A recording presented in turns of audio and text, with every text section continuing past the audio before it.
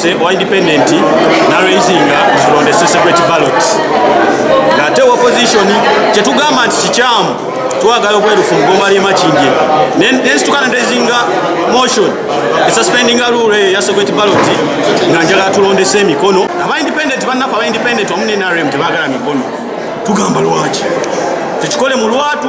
Tubadde tulina ekiteeso ekyokuba nti tulonda committees ba chairpersons ba committees nga tukozesa mikono but unfortunately aba NRM n'aba independent bakigaanye. Ate etteeka litugamba kulonda separate ballot. Kanso ngyongezaayo olw'okubanga ebigendera bakanso badde aniruli nga sipiika nga sobola kutambuza kanso nga eri aniruli tegoberedde mateeka. Sitandabye nga batandise okutabuka nenkwata ebyange nenfuluma n'entambula nenfulumako wabweru.